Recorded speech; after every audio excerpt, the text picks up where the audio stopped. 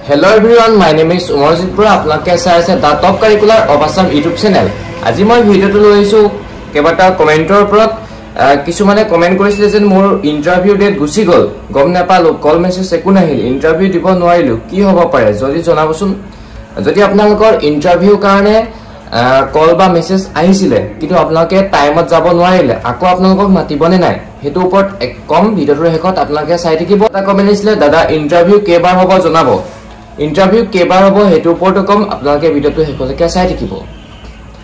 আৰু কৈছে যে নলবাৰী ডিস্ট্ৰিক্টত কেতিয়া হ'ব, আপোনালোকৰ ডিস্ট্ৰিক্টত কেতিয়া হ'ব বা আপোনালোকক কেতিয়া মাতিব তাৰ বিষয়ে কম, আপোনালোকে ভিডিওটো শেষলৈকে চাব। আৰু যদি চেনেলটোত নতুনকৈ আহিছে তেনেহলে চেনেলটো সাবস্ক্ৰাইব কৰিবলৈ নাপাহৰিব।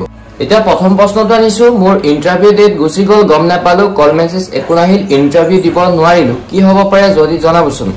সব যদি আপোনালোকৰ এনেকুৱা হৈছে, যদি আপোনালোকৰ এডমিট কাৰ্ডটো ওলাই গৈছে টাইমত আপোনালোকে ইন্টাৰভিউ এটেন্ড কৰিব নোৱাৰিলে, তেনেহলে আপোনাক পিছতো মাতিব পাৰে। লাষ্ট ইয়াৰ যেটো মুখ্যমন্ত্ৰী এম টিপুলেৰ ইন্টাৰভিউ হৈছিলে, যোনে যোনে এটেন্ড কৰিব পৰা নাছিলে তেওঁলোকক আকৌ এবাৰ চান্স দিছিলে, একেবাৰে শেষত মাতিছিলে। এবাৰো চান্স আছে যে আপোনালোকক আকৌ এবাৰ মতা একেবাৰে শেষত, কিন্তু এতিয়া আশা নকৰিব, একেবাৰে শেষত আপোনালোকক মতা চান্স আছে, সেইবাবে আপোনালোকে চিন্তা নকৰিব।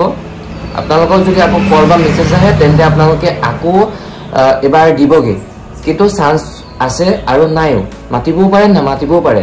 যোৱা বছৰ মাতিছিলে কাৰণে কৈছো যে এই বছৰ মাতিব পাৰে একেবাৰে শেষত, এটো ক্লিয়াৰ হ'ল।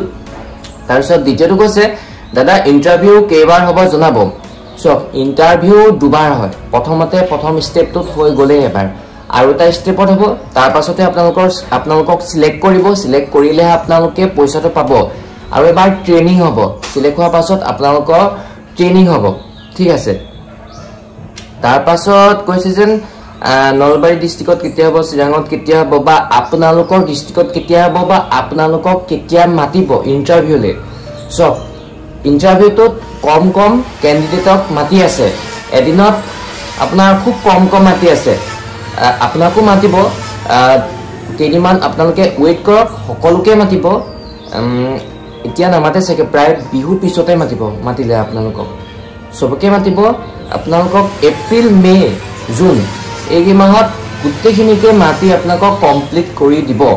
যদি আপোনালোকক এতিয়া মতা নাই বা আপোনাৰ লগৰ বা আপোনাৰ কাৰোবাক ৰিলেটিভৰ মাতিছে তেন্তে আপোনাক মতা নাই, যদি আপোনাতকে পিছত অনলাইন কৰিও তেখেতক সোনকালে মাতিছে তেন্তে আপোনালোকে টেনশ্যন নল'ব, আপোনাকো মাতিব, দুদিনমান দেৰিকে মাতিব, এইটো অকণমান চিষ্টেমেটিক মাতিছে মানে, সেইবাবে আপোনালোকে চিন্তা নকৰিব, আপোনালোককো মাতিব।